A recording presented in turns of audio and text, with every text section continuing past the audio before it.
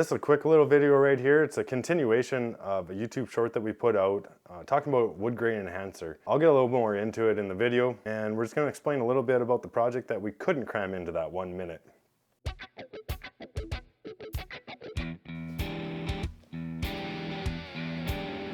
Back behind me, this is an entertainment stand that we built.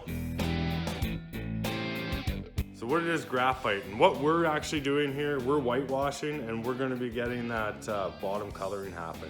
Okay, the trick is with this stuff here is to go against the grain, all right? I just use a rag, I dip it in until I get it nice and coated.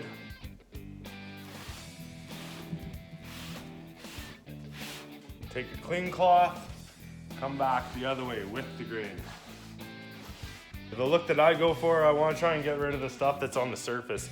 On a smooth piece like this, where there isn't the rough cut like this or kind of jagged edges, it just doesn't stick, right? Let me just give you a couple examples of how this turns out. Like this here is the exact same wood as this. It has the graphite in it, and it's been sealed. Pretty nice look to it. Now, what we're doing on this one is a whitewash, okay?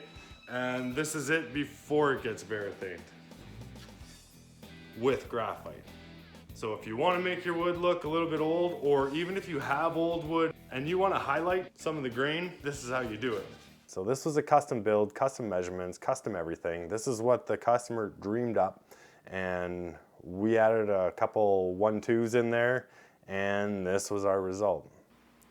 Like I said before, we're really pleased, and we look forward to doing another project like this. So if you're gonna do a whitewash, I would consider using that wood grain enhancer, and then of course, we'll show you there what we use for whitewash. You could use anything.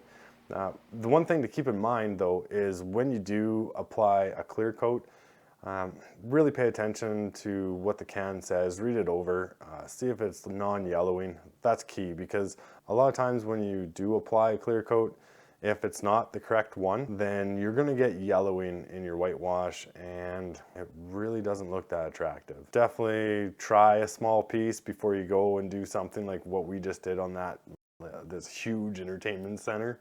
Like, this thing's measuring in at like 8 feet tall. I think it's ½ inch shy of 8 feet tall. And the reason why it is that tall is because of the space that it's in. Like, we have, in this room, there's 17-foot ceilings. It's insane. Actually, we'd like to show you something else that we did that we've actually never even posted on Facebook or any of our other social media, is this fireplace.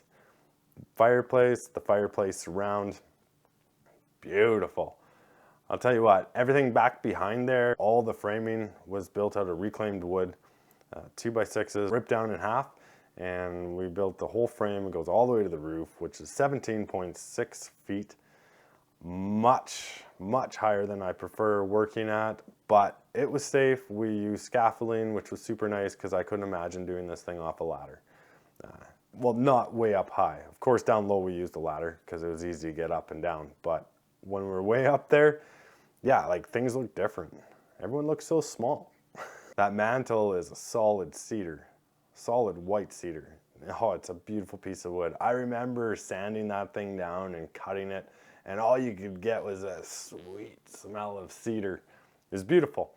And the results, super happy. This was a nice project. We really spent a lot of time on this, considering that the wood actually comes from 3 separate buildings. That's the long and the short of it. I encourage anyone out there that's interested in woodworking to give reclaimed wood a shot. I guarantee you won't be disappointed. So if you like this kind of video and you want to know how we made our Barnwood mantle, then you're going to want to check this video out next.